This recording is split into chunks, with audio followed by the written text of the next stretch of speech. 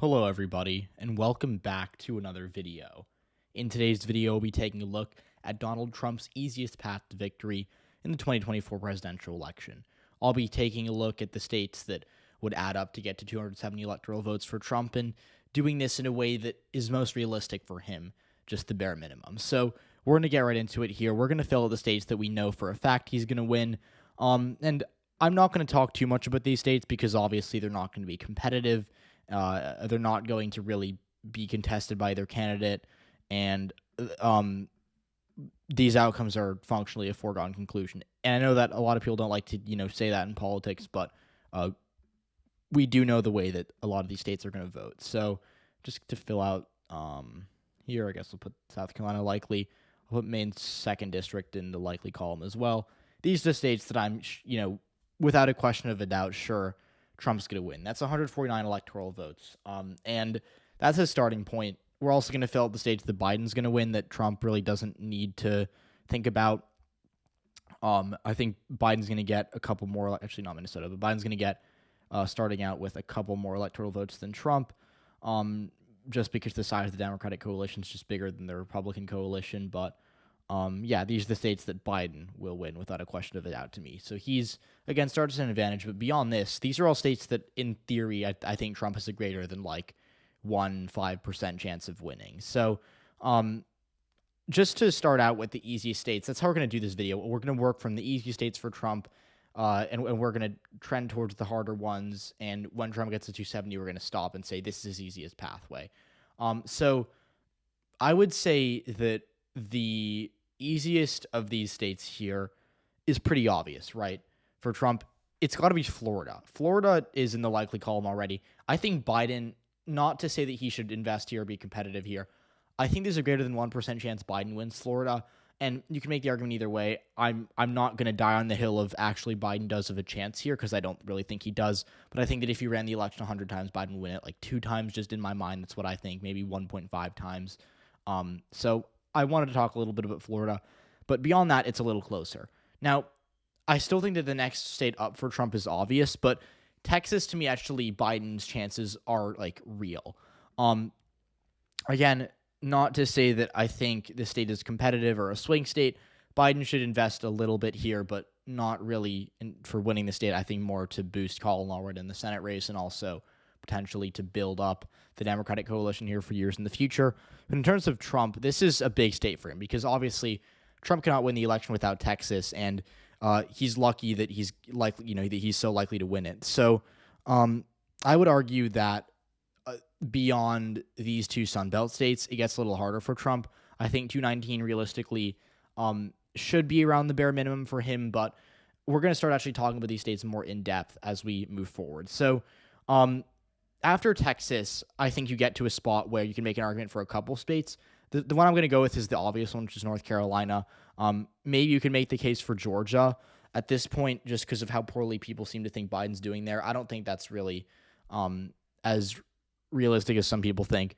But to talk about North Carolina, Trump won it by 1.5 in 2020. It is, I would say, a bit of a left-trending state just because the areas that moved towards Biden in 2020 have much more people and are growing at a faster rate than the areas that move towards Trump. So yeah, there's a chance it narrows up. But Trump will probably still win North Carolina. And broadly, that is because Biden is not popular nationwide right now. And that might not seem like it's correlated to, why does that relate to North Carolina? But to win North Carolina as a Democrat, you're going to have to overperform a little bit. You're going to have to do enough in the suburbs. You're going to have to do enough in terms of turnout in cities like Charlotte, Raleigh, Durham, Greensboro. And you're also going to have to really win a significant chunk of, or not as insignificant, but really, really get good margins with rural black voters. And this is a demographic and a voting bloc that's often forgotten by a lot of people when they discuss states, but especially in the South, there are significant there's areas with significant population of black voters that are rural. And this also exists in less competitive states like Alabama, Mississippi, and Louisiana. But in North Carolina, in the northern part of the state, there is roughly a congressional district's worth of, areas that are plurality or majority black, and they're very rural, and they've been trending towards Republicans as of late because they're rural, because they're not as educated, and because culturally they tend to be more conservative in many ways. So Biden needs to do well with those voters, and I think that those three factors, in theory, they could line up and Biden could win North Carolina. I don't think that they're all. I think Biden would be lucky to get two of them. So Trump should win North Carolina. Now, beyond North Carolina, it's a little trickier. Again, you can make the argument for a couple states. I'm going to still go with Georgia here, just because I do genuinely think that Georgia has gotten bad for Biden, and it's kind of for similar reasons as North Carolina.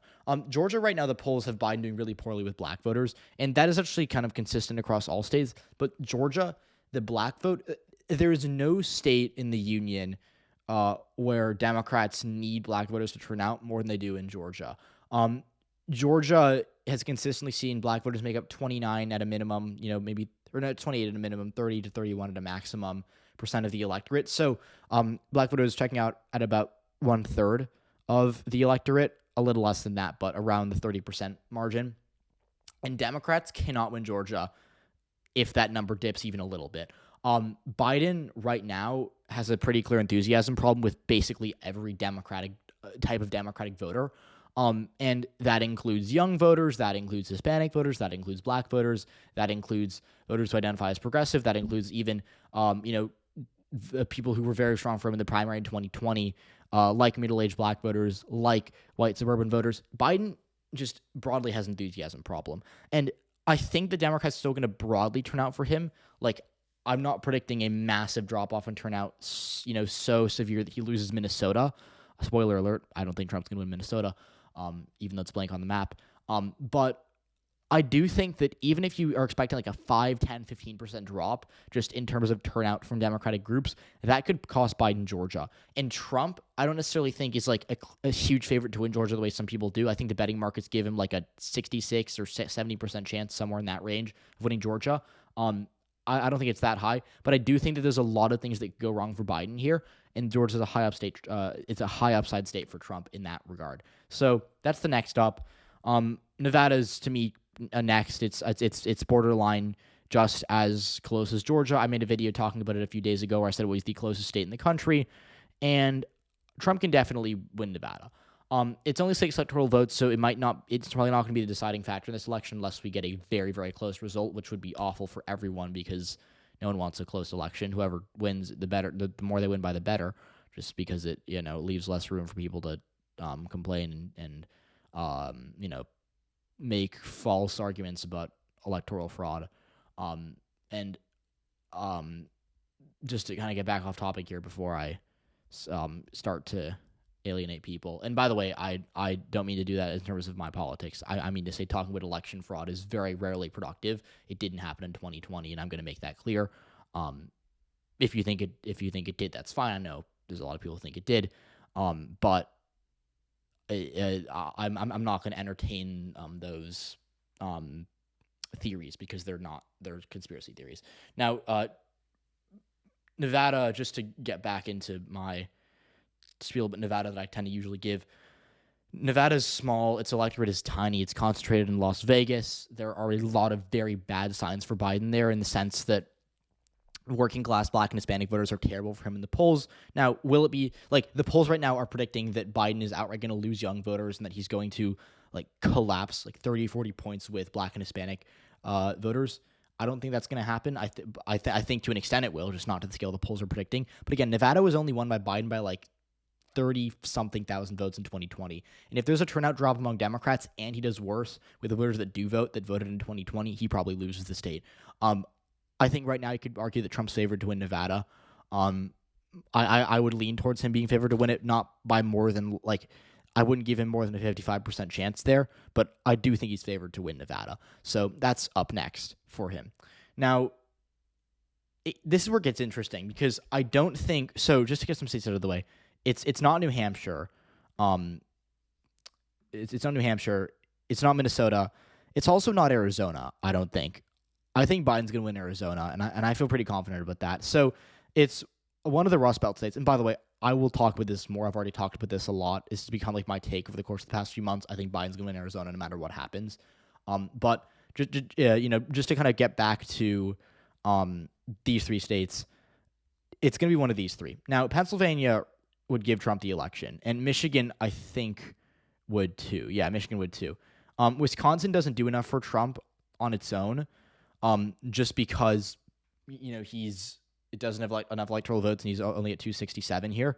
So I'm not going to touch Wisconsin in this video. So it comes down to Michigan or Pennsylvania, which is easier.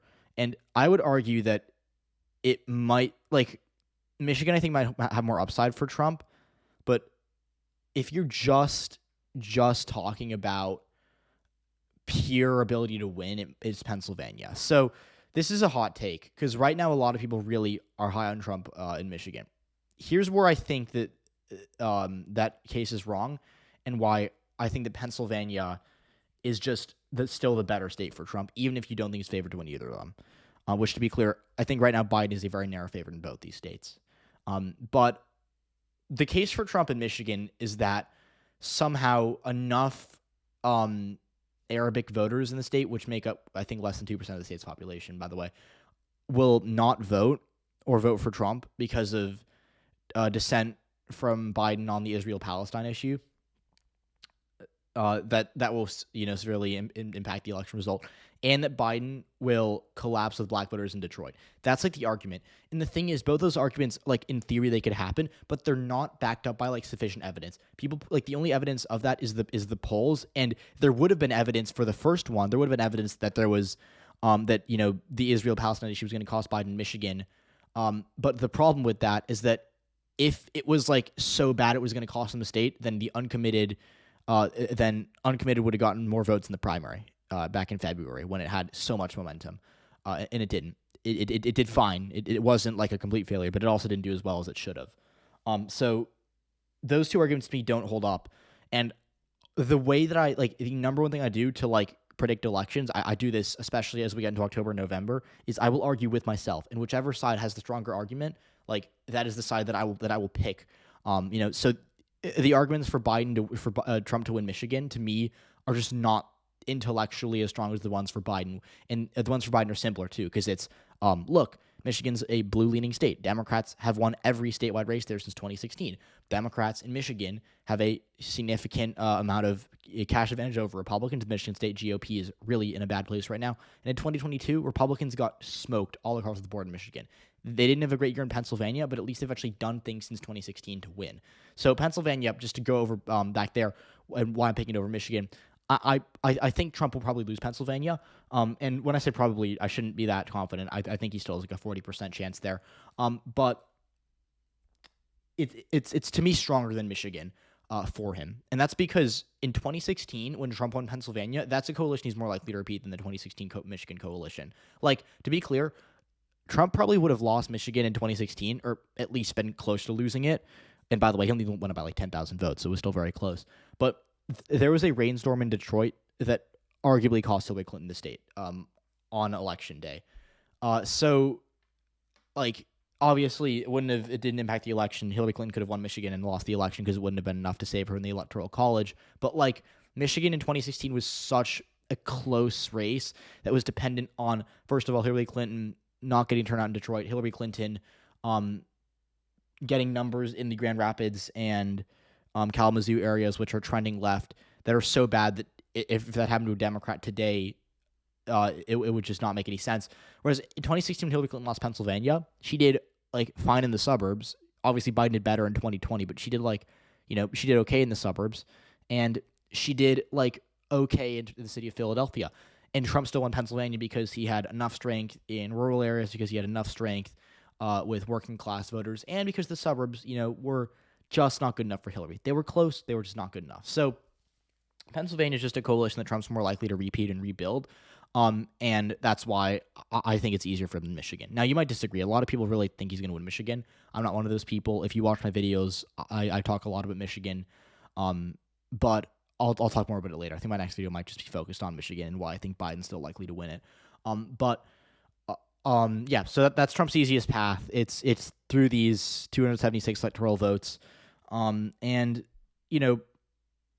think right now he's probably favored to win both Georgia and Nevada, as well as the other states. But he needs to still punch into Biden territory. He still needs to win one of Wisconsin, Michigan, and Pennsylvania, or one of Michigan and Pennsylvania, really. Wisconsin would be nice, but it doesn't really matter unless he wins Arizona, which I'm confident. I feel pretty good that Trump will not win Arizona. In the same way that I feel good that Biden will not win North Carolina as of right now. So those are my thoughts. Again, feel free to let me know your map. Feel free to suggest videos. I always say this, so just to get a feel for what you guys want. And I'll see you all in the next one.